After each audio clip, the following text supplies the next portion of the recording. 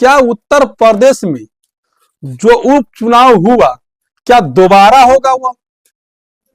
क्या schedule caste को लोगों को वोट देने का अधिकार नहीं है, या फिर मुस्लिम समाज को वोट देने का अधिकार नहीं है?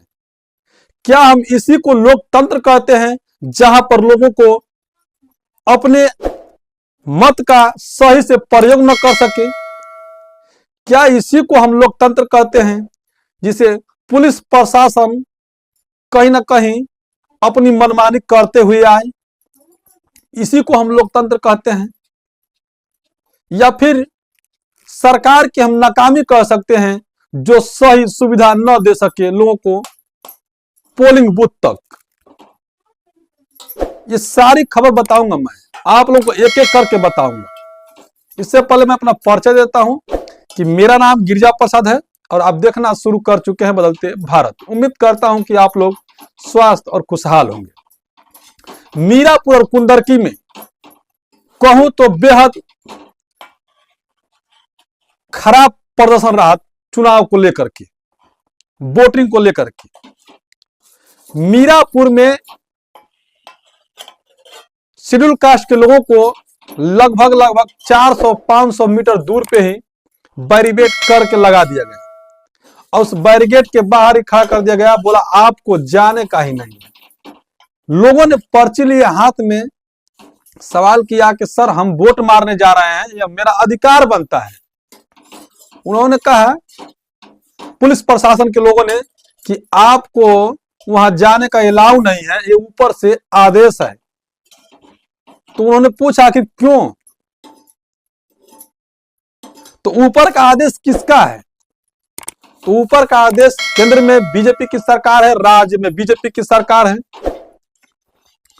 और शेड्यूल कास्ट के साथ ऐसा दुर्व्यवहार किया गया कि उन्हें वोट देने से वंचित रखा गया। इसी को हम लोकतंत्र कहते हैं। वाह! आप लोग कमेंट जरूर कीजिएगा, क्या जिसको अधिकार मिला हुआ है वोट डालने का, क्या वो वोट नहीं डालेगा? इसी को हम लोकतंत्र कहते हैं। पुलिस प्रशासन जिस तरह से 300 मीटर दूर पे ही वोटर को रोक दिया और वहां जाने से साफ मना कर दिया, क्या उसी को लोकतंत्र कहते हैं? शिवपाल यादव ने इस बात को कहा कि कुंदरकी में और मीरापुर में दोबारा चुनाव होना चाहिए, क्योंकि वहां पर जिसे वोट डालना चाहिए वो वोट नहीं डाला, वोट डालने से वंचित रह गया है पुलिस प्रशासन की मिली भगत से। यानी सरकार और पुलिस प्रशासन की मिली भगत से लोगों को साजिश के तहत उन्हें वोट से वंचित कर दिया गया है।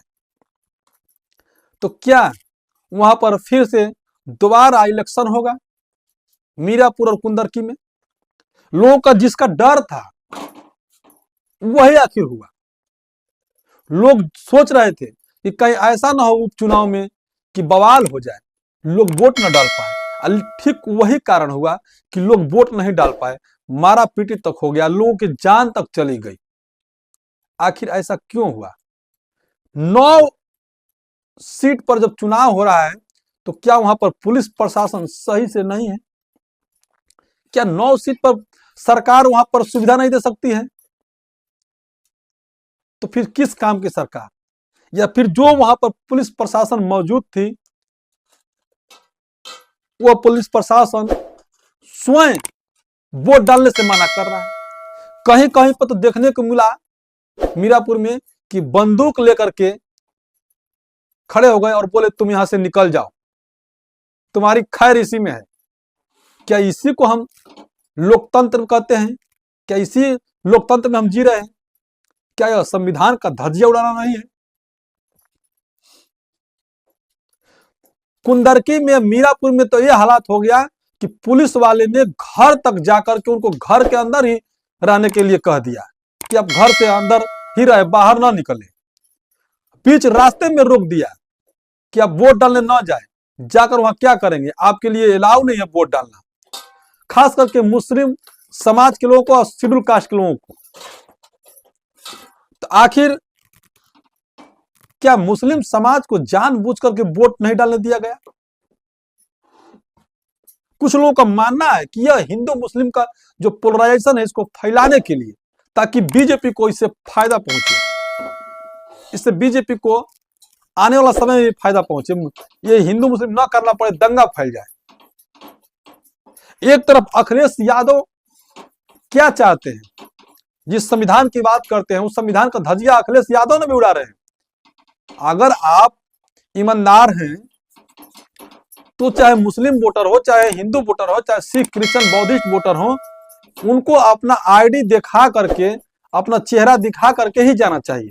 फिर क्यों वो मुस्लिम का ज्यादा ही पक्ष लिए कि मुस्लिम समाज को किसी को चेहरा दिखाए ना? तो क्या फर्जी वोट डलवाना चाहते थे आप? ये भी आरोप लग रहा है। ये बात सत्य है कि आपको ये शब्द का इस्तेमाल नहीं करना चाहिए, क्योंकि जब पुलिस प्रशासन है वहां पर एजेंट है तो वो लोग चेक करेंगे और वेरीफाई करेंगे, उसके बाद जब सही होगा तभी जाएंगे अंदर वोट मारने के लिए। तो ये काम सही नहीं है, लोकतंत्र के लिए खतरा है, संविधान के लिए खतरा है। ठीक वही हुआ कि जब ये अखिलेश यादव ने बात कहा और मुस्लिम समाज को रोकने में वो लोग पूरी तरह से ताकत लगा दिए पुलिस प्रशासन। हालांकि कहीं कहीं पुलिस प्रशासन ने जबरदस्ती गलतियां की, बहुत ज्यादा गलतियां की, सरकार के पक्ष में वोट डाला, 250 बूथे पर एजेंट नहीं रहने दिया गया। तो ये भी कहीं सरकार की नाकामी है और पुलिस प्रशासन की। जो पुलिस प्रशासन है उसे निलंबित भी कर दिया गया पुलिस लोगों। बात यहां तक आती है कि जब व्यक्ति अपने घर से निकलता है वोट डालने के लिए और उसे वोट न डालने दिया जाए तो उसके ऊपर क्या गुजरती होगी, संविधान के जो उसका धजिया कैसे नहीं उड़ रहा है, फिर लोकतंत्र में कैसे लोग जी रहे हैं। जब आप वोट नहीं मारने देंगे तो फिर चुनाव किस काम का? लोग क्यों चुनाव लड़ रहे हैं? इसे क्यों लोकतंत्र का पर्व कहा जाता है? जो भारत का सबसे बड़ा पर्व है लोकतंत्र पर्व, जो वोटिंग देकर के अपना पर्व मनाते हैं लोग, 5 साल में एक बार आता है, उसको भी सरकार छीनने की कोशिश कर रही है, सरकार प्रशासन को लगाकर दबाव डाल रही है। तो क्या ये लोकतंत्र का हनन नहीं है? क्या जनता इसको माफ करेगी?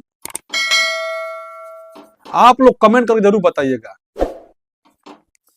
क्या आपको वोट डालने का अधिकार है? अगर यदि आप वोट नहीं डाल पाते हैं तो आपके ऊपर क्या गुजरती होगी? आपको साथ मारा पीटी किया जाता है, आपको वहां से भगा दिया जाता है, तो आपको कैसा लगता होगा वहां पर? ये सोचने वाली बात है, बहुत गंभीर बात है। यह लोकतंत्र के लिए एकदम घातक साबित हो रहा है। उधर शिवपाल यादव ने कहा कि यहाँ पर कुंदरके और मीरापुर में उपचुनाव जो दोबारा होना चाहिए। तो क्या वाकई में उपचुनाव वहां पर होगा? लोग जिस बात से डर रहे थे वही बात हो रहा है बार बार कि उपचुनाव हो सकता है, नहीं भी हो सकता है। जिसके पक्ष में जीता, जो लोग वोटर जो है वो सोच रहे होंगे कहीं जनता वहां का कि मैं दूसरे जिस पार्टी को चुनना चाहता हूं उस पार्टी को चुन नहीं पाए और मनमानी सरकार अपने मर्जी से, ईवीएम के मर्जी से या फिर दबाव से सरकार बनाने की कोशिश कर रहे हैं, जो है कि वहां का एमएलए को चुनाव चुनने की कोशिश कर रहे हैं। ये तो कहीं ना कहीं अन्याय है। तो आप लोग कमेंट जरूर कीजिएगा, क्योंकि राज्य में और केंद्र में दोनों बीजेपी की सरकार है। ये नाकामी एक तरफ से है कि आप पुलिस प्रशासन से वहां पर सही से उनको देख रेख के लिए नहीं रखा गया, या फिर पुलिस प्रशासन के भी नाकामी उसमें जो पुलिस प्रशासन ने ऐसा सही से काम नहीं किया। आप लोग कमेंट जरूर कीजिएगा। अब बदलते भारत पहली बार है तो चैनल को सब्सक्राइब कीजिएगा, लाइक कीजिएगा, कमेंट कीजिएगा, वीडियो को ज्यादा लोगों तक शेयर कर सभी को